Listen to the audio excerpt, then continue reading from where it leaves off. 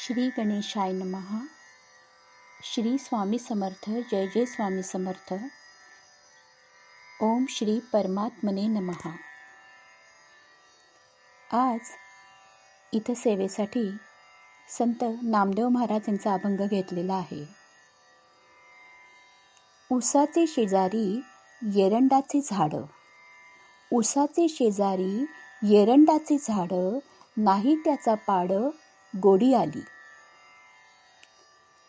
कर्पुरासी झाला दीपाचा शेजार, कर्पुरासी झाला दीपाचा शेजार, काय गुण सार राहील त्याचा.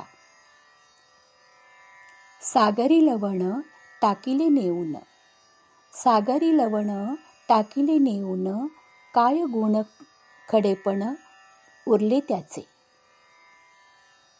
तैसा नामदेव विठोबाचा जागा, तैसा नामदेव विठोबाचा जागा, काय गुणे यागा कोरेपणा. इथे नामदेव महाराज जीवनाचे खरे सत्य सांगत आहेत. उन्हाळ्यात उष्णतेच्या संपर्कामुळे एरंडाचे झाड चांगले उगवलेले असते. त्या झाडाला ना गोड फळ किंवा रस नसतो. ते दिसायला फक्त झाड असते, पण उपयोग काहीच नसतो. त्याप्रमाणे वाईट संगतीत किंवा वाईट परिस्थितीत राहिलेल्या गोष्टींमध्ये चांगले गुण विकसित होत नाहीत. कापूर जर दिव्याच्या अगदी जवळ ठेवला तर त्याचा सुगंध पवित्रता उरत नाही. त्याप्रमाणे ज्या ठिकाणी अति अहंकार, दिखावा, अज्ञान आहे, तिथे चांगले गुण टिकत नाहीत.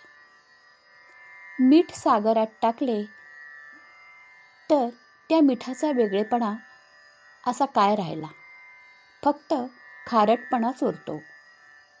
त्याप्रमाणे आधीच जिथे हे अहंकार, अज्ञान, विकार भरलेले आहेत, तेथे चांगली गोष्ट मिसळली तरी मूल्य राहत नाही.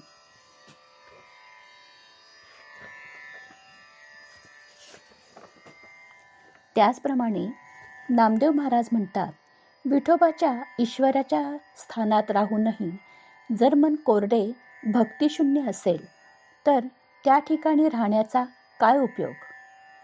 देवळात राहणे, साधू संतांजवळ असणे पुरेसे नाही. जर मनातच भक्ती नसेल तर सर्व काही व्यर्थ आहे, असे संत नामदेव महाराज आपल्याला भक्तीचे महत्त्व पटवून देत आहेत. श्री स्वामी समर्थ. जय जय स्वामी समर्थ.